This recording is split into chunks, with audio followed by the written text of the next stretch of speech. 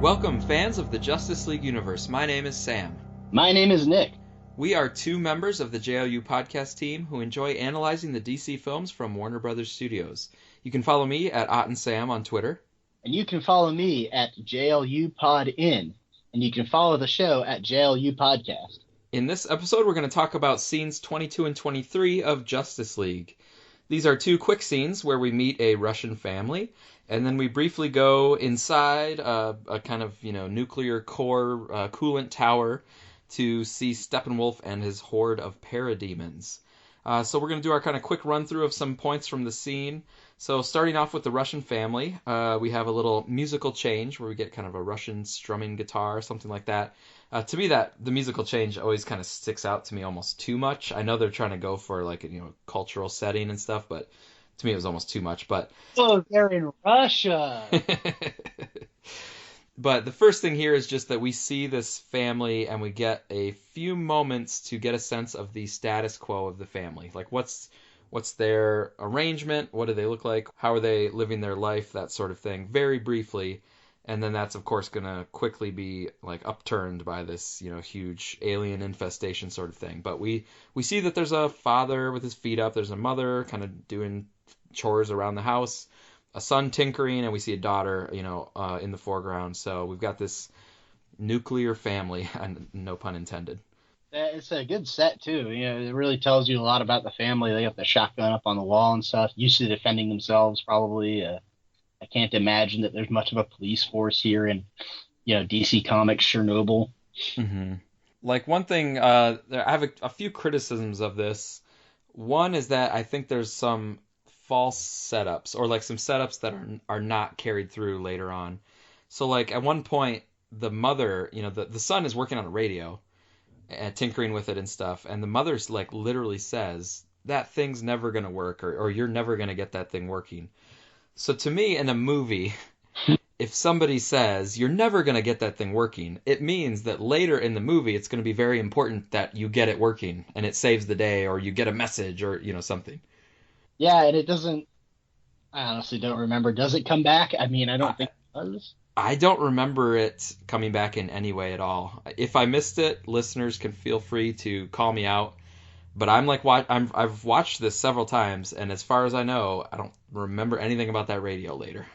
Yeah, I'm just going to go ahead and admit to the extremely controversial opinion that I don't watch Justice League very often, not as much as I watch Batman versus Superman or Man of Steel. Right. For no particular reason. Yeah, so that's one criticism I have of this kind of setup, like we're meeting the family and that sort of thing. The other one I have is that, they're coming in pretty late in the movie. We're like 50 minutes into the movie or so, probably like 50 minutes. With an entrance that's this late, I'm always kind of not sure as an audience member, okay, how much do I need to care about this family? Because I'm just meeting them for the first time, and we've had 45 minutes of setup before this. So I'm not sure, like, how involved are they going to be in the later plot and stuff like that. And so, they are involved in stuff later, but as it's happening, I'm not sure like how central that's going to be, or if it's just periphery. And to me, when they're involved later, it's basically just as a periphery sort of thing.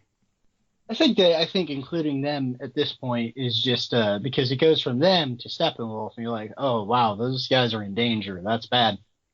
From my understanding, this entire subplot is one of the things that was added into the movie and just wouldn't be in the Snyder Cut hashtag release a Snyder Cut. Yeah, I think Zack Snyder explicitly said, like, what Russian family. Like, he's saying, like, I don't know what that Russian family is that you're talking about. Yeah. They, now, with that being said, it makes sense that they're in here. This actually kind of, I was thinking about it, it kind of surprised me. It really does fit in to a recurring theme that you see in Zack Snyder's DC Comics movies that you really don't get in very many comic book movies. You really don't get it in Marvel. For all the things that happen in the Marvel universe that you'd think would like profoundly affect the day-to-day life of the average person, nothing seems to have changed since since Tony Stark announced that I am Iron Man. Like, where are the people who need prosthetics and they just have robot arms built by Stark Industries? You know what I mean? Like, why isn't nanotechnology the standard for medicine now? We never touch on that. Here, the DC Comics movies, it's not really, that's not what they do, but what they do is they show you how these events immediately affect people. You have Man of Steel, you see Hmm. Jenny and Perry White and Pete trying to escape the wreckage, and so you see this, you see Hmm. what's happening from their point of view on the ground. And Batman versus Superman, you get that glimpse of Jack literally praying to God before the building collapses around him. You get the French people and Wonder Woman. You see how the war is affecting them. Hmm. And here, like these guys are your stand-in for just the average person. And one thing that I like about them choosing a Russian family is, with our political situation right now, a lot of people sure seem to be interested in making us pissed off at the Russians. And it's really nice to see somebody in a big blockbuster, very American movie humanize regular Russian people. I think that's actually Hmm. really important and a good thing to see in a movie. So I don't know. I can only be so frustrated with this subplot because at least it fits the themes, and it's not just like making you care about somebody who's like you. Like, no, I don't recognize these Russian people. They aren't very much. Well, they kind of are a lot like me, but I mean, Hmm. they're Russian, man. And so Hmm. yeah, it's hey, I'll take it. Yeah, I think those are some valid points. Like, even the first time I saw this, and as I've thought about it since then, I always figured the reason that they added in the Russian family was they said we need to have somebody that's in danger. We need to see somebody who's threatened so that we feel a little bit more risk or a little bit more stakes, of the alien invasion or that sort of thing. I think maybe in earlier versions of the story there were different stakes, but those stakes were getting removed, and so now you had to replace them with a new kind of stakes. And so this Russian family is that. And in general, I think it's a good idea to have somebody human, somebody that we can empathize with to realize, like, not only is the world getting taken over in an abstract sense, but these parademons and this invasion is going to kill these people who we've seen close up, like we've seen their face and their emotions.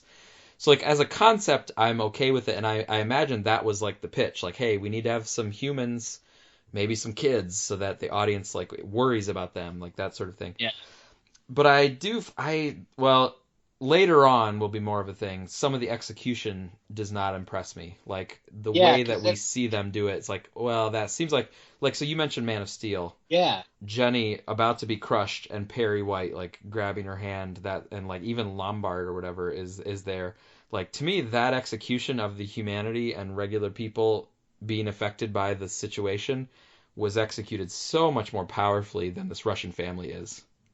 people say that Zack Snyder has no heart. And that's one of the most affecting scenes in that movie, just Jenny freaking out. And then then everything stops and it's quiet and it's like, oh my God, like Superman actually did it. And it just works so well in that scene. Hmm. Here, like this family is so far removed from the action. They're just like in their house the whole time and stuff's happening to the house. Yeah. So they try to escape and the Flash rescues them, that they actually join the rest of the plot and kind of Yeah. synthesize the rest of the movie. And it's just off-putting, but it's executed, like you said. Yeah, I also kind of, at a lot of times, like even here, but then especially later, I always feel like if they were really in danger, the parademons would be in there and would have killed them. Like if the parademons were really trying to kill them, they would kill them pretty quickly. And it's so instead it just seems like they're always just like danger is near me, but like yeah, but Right. you're not actually in danger because if you were, you would be dead real quick. Yeah, right. So it's always this kind of like pseudo danger that I never really feel it or believe it. But I know I know what they were going for, and you made some good points about it, which I will grant them that. I try to be pretty open minded about stuff like that. Yeah, that's what I mean. Like broad strokes makes perfect sense. It's kind of a good decision to put him in the movie. Execution, oh Hmm. boy, yeah. Yeah, that's probably the It's best way to just say it. basically like this movie in a nutshell, frankly. Yeah. The last thing we want to say about this quick little scene is just the setting of a fictionalized version of Chernobyl, kind of. It's not exactly the same, but they're going for that idea of, a Russian or an Eastern European, area that has had some nuclear fallout, and so the people living there are, they're kind of scraping by with what they can, but it's an area that a lot of people who had means would not choose to live there. It's free real estate. Yeah, and I like that as broadening out the world. Like we've been to Themyscira, we've been to Atlantis, we've been around the United States. London, and now Russia. So I do like that we're going to different parts of the globe. Yeah, this is a global story. It's not just about, one place. This is about everyone. And it's nice to see everyone in the world not represented by New York City. All right, so let's go on into scene 23. So we know from just, a few minutes ago that Steppenwolf got the mother box from Atlantis, so he now has two out of the three. And so we're now seeing, like, where is he taking those? Now that he's recovered it and boomed out of Atlantis, where is he going? And so we go into this, coolant tower, nuclear reactor tower. We go in there and we see these swarms of parademons and stuff. But the first thing we wanted to talk about here was this idea of Steppenwolf saying, I see why you waited to summon me. And so this idea of there's this mother that he's talking to, and she has called him back to Earth, and that idea of, like, the timing being just right. And he says, the world's in terror, now that the Kryptonian died. So this timeliness of why he came back now. Yeah, I really wish I had gone back in preparation for this episode to do more research about mother boxes because they're kind of a blind spot in my DC Comics knowledge. It's interesting that these mother boxes are evil, I guess, and they really want to help out Darkseid and Apocalypse. So I wonder what that's about. I wonder if there's not a bigger thing about maybe this is what any mother box wants to do. I don't know. I don't really Yeah. know. Yeah, and as far as I know, this idea of talking to quote unquote mother, I think is new to the movie, or at least, in the comic. I've read, different eras of comics with the New Gods and that sort of thing. And I don't ever remember there being this, like, mother thing that's kind of behind or in or through the boxes. I've always just thought of the mother boxes themselves. Yeah. Yeah, the mother box is more of like a thinking computer. I Yeah. mean, it's like it's in modern terms, you just say it's God's iPhone. It's interesting that all the bad guys, not all of them, but a lot of the bad guys in these movies are very concerned with and interested in transforming the Earth into something else. That's really hmm seems to be a recurring point. I haven't really figured out why that's so damn important. hmm To the overall themes of this series, but that's what Man of Steel's about. It's what Suicide Squad's about. It's what Wonder Woman's about, and it's what this movie's about. So it's Mm. curious. Yeah, we'll have to think about that a bit more as they get farther along in the terraforming sort of thing.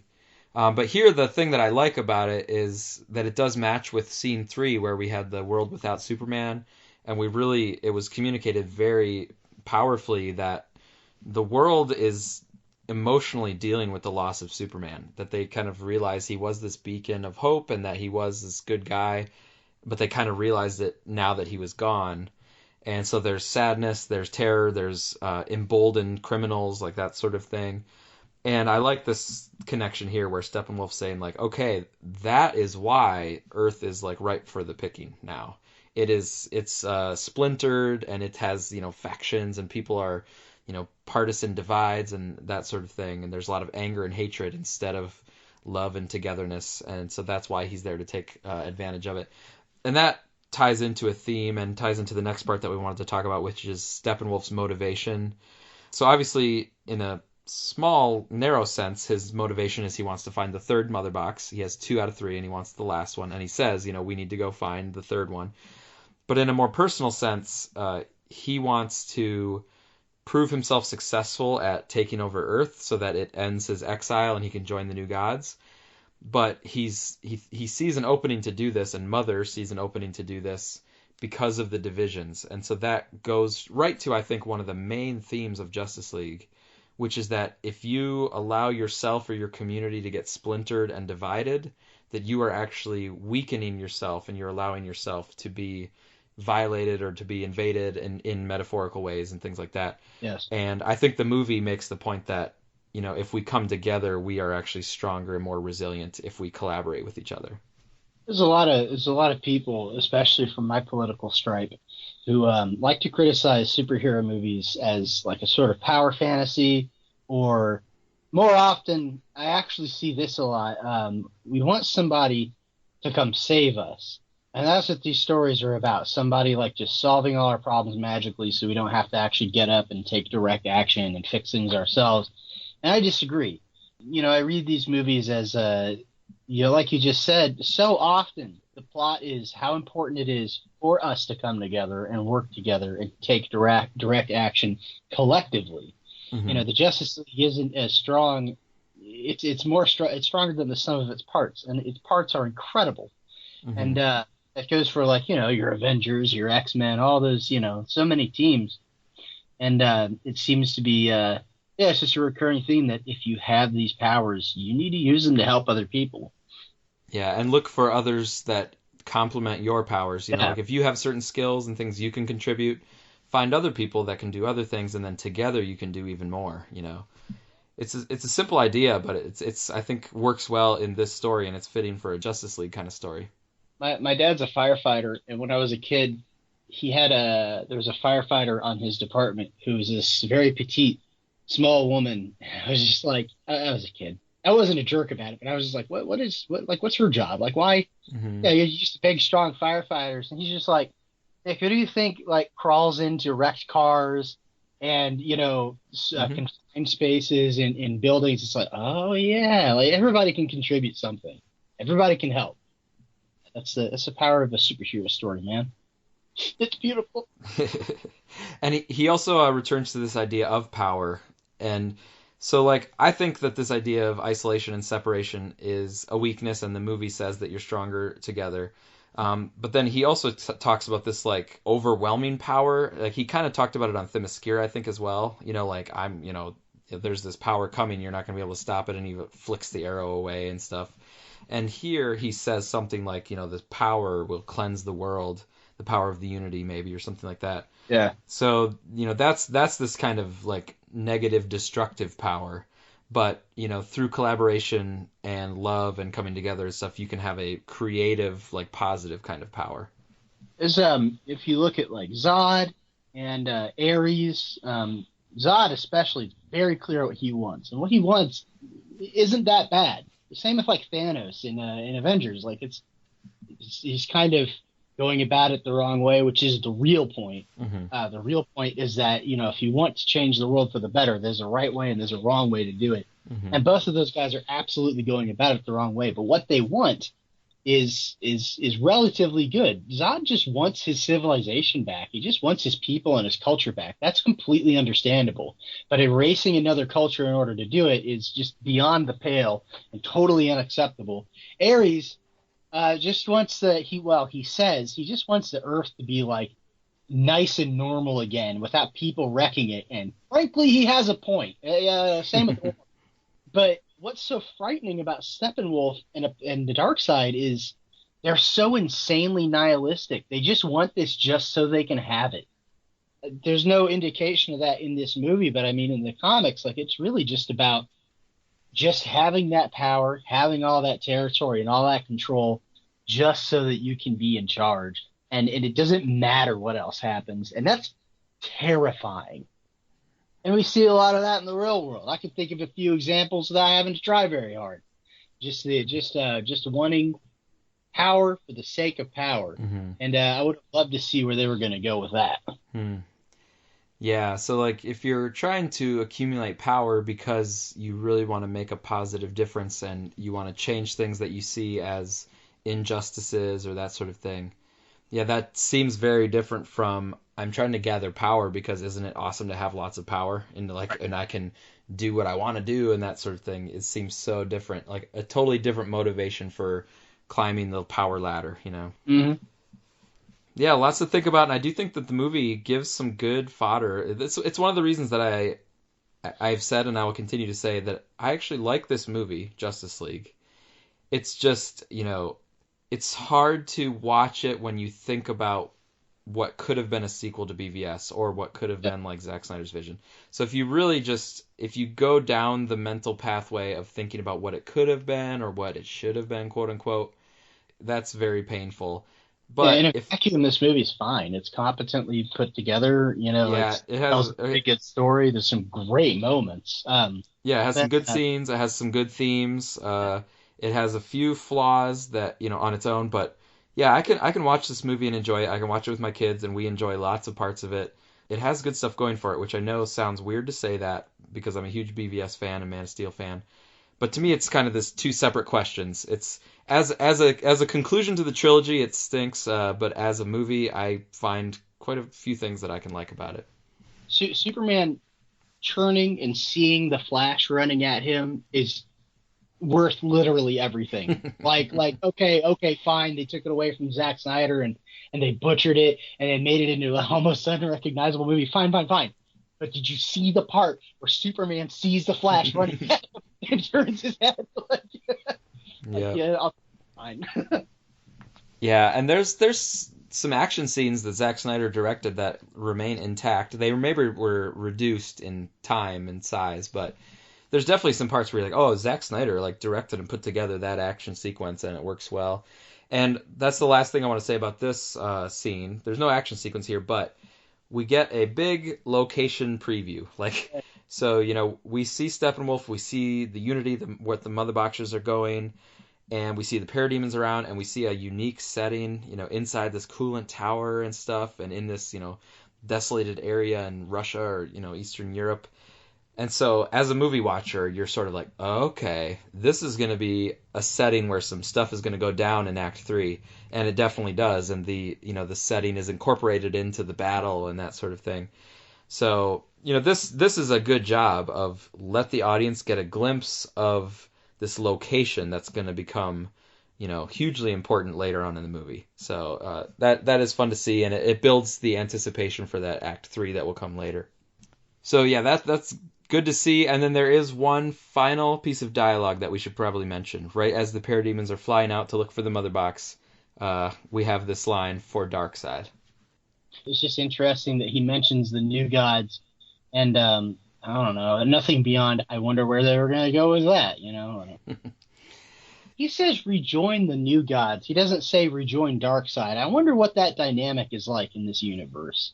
Hmm. You know what I mean? Or if they're a pantheon, in a lot of pantheons, like the sort of like bad god isn't necessarily removed from the other gods. Mm-hmm. So I wonder if, I wonder if maybe Darkseid like actually has a natural role to play in this world and really belongs Hmm. where he is. Because in the comics, it seems to be more of a balance of light and dark.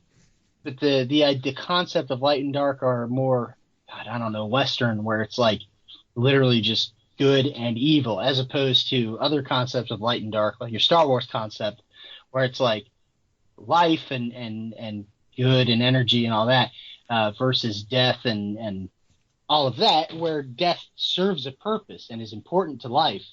That Mm-hmm. isn't just this nihilistic black hole of nothing and evil. Sometimes it's good for something to die. Just the fact that you are going to die makes your life that much better and more interesting. So I wonder, I don't know, I just wonder what that means, rejoin the new gods. I don't know. Mm-hmm. Interesting. Yeah, that is interesting to think about, and like the relationship between Steppenwolf and Darkseid to me is very intriguing. That's one critique I have of the film, even on its own, was I would have liked more development of the relationship between Steppenwolf and Darkseid instead of just this quick mention of it. They did cast Darkseid in this movie, and he Yeah, did. yeah, So who knows? yeah. And hopefully we're still going to get a New Gods film from Ava DuVernay, eventually. As far as I know, that's still, in pre-production sort of thing. But I think that's good enough for this particular scene right now. It's really just setting the stage for some stuff that's going to happen later, so we'll be able to talk about it again in the future. But we want to thank all of our listeners for your support of the show and for listening to this episode. And we especially want to thank our patrons who support the show through patreon.com/JLU podcast. And that is where we are also doing our Man of Steel analysis scene by scene. So that one is a lot of fun as well. You can check us out on Patreon if you want to do that. But thanks so much for being here. And Nick, thanks so much for talking with me about these scenes. Thank you, Sam.